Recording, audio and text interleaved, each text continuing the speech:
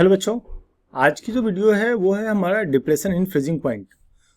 तो इसमें मैं 10 MCQs with answer and explanation solve करूंगा। तो हम क्वेश्चन को स्टार्ट करते हैं। देखो क्वेश्चन क्या है इसमें, when a non volatile solute is added. तो यहाँ पे देखो ऑप्शन हमारे पास क्या है, freezing point increases, freezing point decreases, same, mixed. तो देखो होता क्या है, जब भी हम कोई नॉन वोलेटाइल सॉल्यूट को ऐड करते हैं ना, तो वेपर प्रेशर हमारा क्या होता है, डिक्रीज होता है। तो बॉइलिंग पॉइंट उसकी क्या हो जाती है, इंक्रीज हो जाती है। लेकिन फ्रीजिंग पॉइंट के साथ क्या होगा, फ्रीजिंग पॉइंट हमारा लोअर हो जाएगा, है ना। क्योंकि देखो सॉल्यूशन का जो फ्रीजिंग पॉइंट है हमेशा कम होता है। यानी कि जो फॉर्मूला, इसका भी जो फॉर्मूला होता है ना, delta TF equal to I into KF into molality, ठीक है। उसी से मिलता जुलता फॉर्मूला है बॉइलिंग पॉइंट से। तो जब भी नॉन वोलेटाइल सॉल्यूट को ऐड करते हैं ना, तो फ्रीजिंग पॉइंट हमारा क्या होता है, डिक्रीज होता है। Formula of depression in freezing point अभी मैंने बताया था, delta TF equal to KF into molality, यानी कि यहाँ पे ऑप्शन हमारा ए हो जाएगा, ठीक है। Units of KF same unit होगा, केल्विन इंटू kg पर मोल।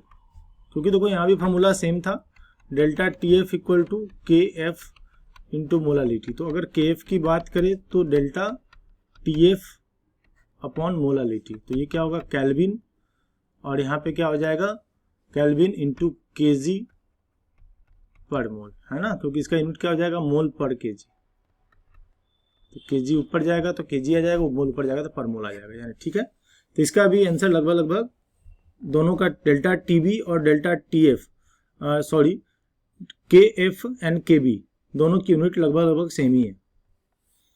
डेल्टा TF डिपेंड्स अपॉन, देखो डेल्टा TF किस पे डिपेंड करेगा, नेचर पे, पार्टिकल्स पे, कलर पे, प्रेशर पे। तो यहाँ भी आंसर हमारा पार्टिकल्स है, क्योंकि देखो ये भी कोलिगेटिव प्रॉपर्टी है।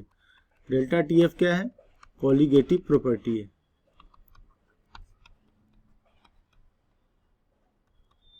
और कोलिगेटिव प्रॉपर्टी जो होगा ना, वो directly proportional to number of particles, ठीक है। तो यानी कि ये कोलिगेटिव प्रॉपर्टी इसलिए पार्टिकल्स पे डिपेंड करेगा, ठीक है। हाईएस्ट डेल्टा TF, यहां भी देखो वही चीजें सेम है, क्योंकि फॉर्मूला भी यहां भी देखो I into KF into M था। तो I की वैल्यू जितनी ज्यादा होगी, डेल्टा TF का वैल्यू उतना ही ज्यादा होगा।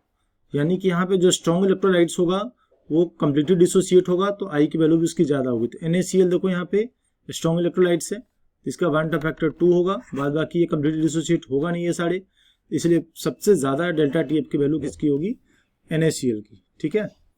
If molality increases, delta TF increases, ठीक ना। क्योंकि यहाँ पे देखो फॉर्मूला वही था, मैं बार बार फॉर्मूला को लिख रहा हूँ। तो डायरेक्टली प्रोपोर्शनल का रिलेशन है, delta TF is directly proportional to molality. यानी कि मोलालिटी की वैल्यू अगर इंक्रीज होगी तो डेल्टा TF की वैल्यू भी इंक्रीज होगी, ठीक है। कोलिगेटिव प्रॉपर्टी डिपेंड्स अपॉन, बार बार वही क्वेश्चन आ रहा है, कोलिगेटिव किस पे डिपेंड करेगा, नेचर पे, नंबर पे, शेप पे, कलर पे। शेप, कलर और नेचर पे डिपेंड नहीं करेगा, यानी कि नंबर ऑफ पार्टिकल्स पे डिपेंड करेगा, यानी कि ऑप्शन बी, ठीक है।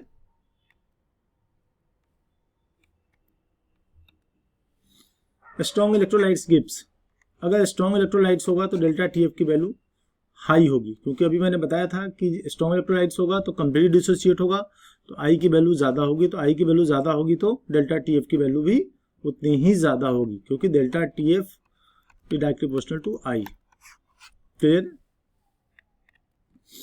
Want Hoff factor affects pressure, delta TF, volume, density. तो वांट ऑफ फैक्टर किसको अफेक्ट करेगा, डेल्टा TF की वैल्यू को, ठीक है ना। क्योंकि जितना ज्यादा वांट ऑफ फैक्टर की वैल्यू होगी, डेल्टा TF की वैल्यू भी उतनी ही ज्यादा होगी।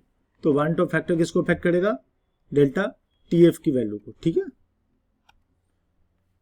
एसोसिएशन अकर्स, अगर एसोसिएशन होगा तो क्या होगा, तो बॉइलिंग पॉइंट में मैंने क्वेश्चन एक्सप्लेन किया था, एसोसिएशन होगा तो डेल्टा TF की वैल्यू डिक्रीज हो जाएगी, अगर डिसोसिएशन होगा तो इंक्रीज हो जाती है, ठीक है ना।